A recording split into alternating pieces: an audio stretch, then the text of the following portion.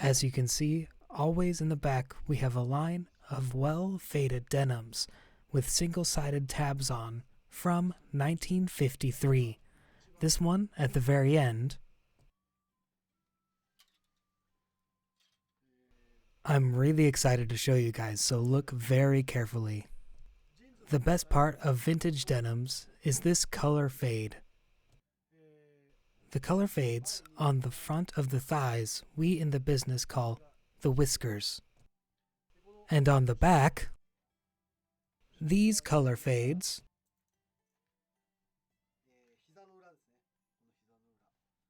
on both sides. You can see some lines. We call those the beehive wrinkles. These are the names in vintage clothing terms. And in America, let's say I go to LA to get some denims and I say hige, people will understand what I'm talking about, even though it's Japanese. This pair right here, they have been worn from dead stock when they were fully glued and have been worn ever since. Actually, our boss was the one who bought this pair. Check out this leather patch. To tell you the truth, they've only been washed once. Even though this much color is faded, they're actually in new condition. Well, it's called dead stock now, but the person who bought them new at the time wore them and didn't wash them once. And probably wore them all the time. Our boss actually bought these from a person who found them, and at the time I heard they were covered in a ton of dust. So he dipped them in water once, and then washed them with detergent while he was in America. So, the color is faded like this, but I can assure you that they've only actually been washed once. That's why the color is faded so beautifully. Just like this. I can already hear that some people may say it looks a little dirty. But I think that this is the best part about vintage denim. Jeans like this that have faded so heavily. I'm also in the process of making the jeans I'm wearing right now hopefully end up looking like this exact pair of jeans. Looking here, I can hardly see the size on the patch. It's about waist 30 and length 34. I guess that they were wearing them with just size at the time, so the actual size back then was waist 30, length 31. Of course, it's been a while, so you find some small holes here and there. Here's one right here, and there's also one over here. All of these things considered, the price is around 498,000 yen. They're definitely one of a kind, and if you find them and they're the perfect size for you, I definitely recommend purchasing them. This is the most beautiful color fade of all the double X's that we have in our store on sale. Those of you who feel it's too much hassle to make color fades on your own, or for those who just want a pair with the color fade already done since you can only wear them once a week or so, then these are exactly what you're looking for. By the way, I've got some questions from you guys, so I'm going to answer a few of them right now. How often should I wash the denims? Well, this pair that I'm wearing right now, after I got them from dead stock, I've been wearing them ever since. And I've promised that I won't wash it for the first 2 years. But, as you can tell, if you wear denims in the very hot summer season, you're going to sweat a lot in them. So of course it gets dirtier, and the denim gets a lot of dust in them as well. So, when would it be the best time for washing? Try to check the knee area. I would say this area is the place that stretches out the most. The same goes for the hips area. This part gets easily rubbed often. Also, when you squat, your knees come out, so that gets rubbed and becomes thinner as well. This can cause the material to stretch and even tear. So, if your knee areas feel loose, that's when you might want to go and wash it. It's important to soak and let the water run through about once every 10 times. For washing, this is beyond double X. You can also buy this at our store. It's 3,900 yen plus tax. I recommend you take good care of your denims using this. This year, we have a very hot summer coming for an especially warm season. How should we control the smell? You sweat and it smells, I feel you. The smell of denims that have been worn in the past and absorb sweat would be a little peculiar. So, I have to say, washing would be the best solution. I know that I've said I won't wash mine for about 2 years. You can use Febreze or some kind of deodorant spray that sanitizes and removes odors. You can find those easily and buy them at any store, I believe. Just turn the jeans inside out, spray it on the back of the jeans. Oh, and on a sunny day, use the sun and hang them outside. If you turn the denim inside out, I don't think the denim will get as much of a sunburn. So spray it first and then hang it in the sun. Are you guys gluing only the Levi's? Or can you do it with any other brands? Of course, we don't mind doing it for other brands. If you bring any denims you have to our store, we'll do the gluing for 3,900 yen plus tax. It'll take about 1 week. We leave the denims on water once and then wash it thoroughly. Then we put some glue on the inside of the wet denim. They're a little crispy and they come out to make it hard. This process is not a problem for any denim, regardless of vintage. So even with any other brands. I know that there are many denim brands right now. Levi's may still be the most common, but also there's Lee or Wrangler or any other vintage denim. So please feel free to bring in any kind of denim to us. We'll happily do the gluing for you. About jean jackets, do you do the gluing after washing? When it comes to denim, it'll have distinct patterns in the front and in the back.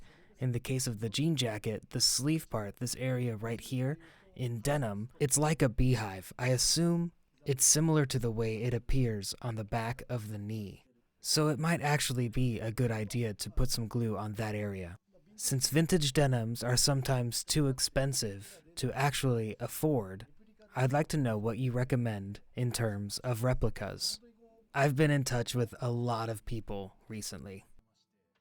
I myself am from Kochi Prefecture, and I've got a job offer from someone who lives in Kochi. And this project is that we are actually making some brand new denims, and I'm helping them as a producer. We're trying to produce some John Majuro denim, usually referred to as Jongmung denim. For this project, I asked for the following: the warehouse.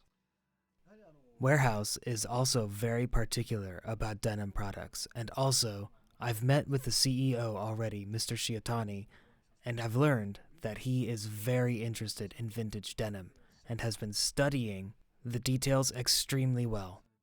So if you're looking to buy some replica, I highly recommend Warehouse to you. Some of the comments said that people want to see my personal items.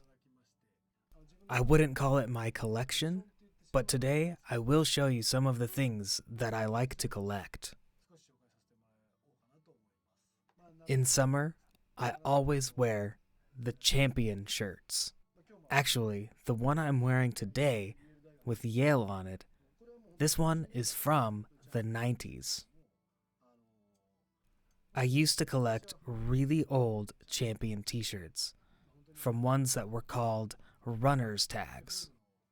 These were really old ones, but my tastes have changed a bit. I've started to really like the 80s or 90s Champion. Of all the t-shirts that I've collected over the years, the one that I like most is this one. Speaking of Champion, check out this marbled gray. This is 88. 88% cotton and 12% rayon. And among them, this t-shirt with a pocket. It's been pretty trendy for a few years now. From the day that I found out Champion produces t-shirts with a pocket, I've tried to get it several times when they came to our store. However, customers also wanted it, and I needed to put them first.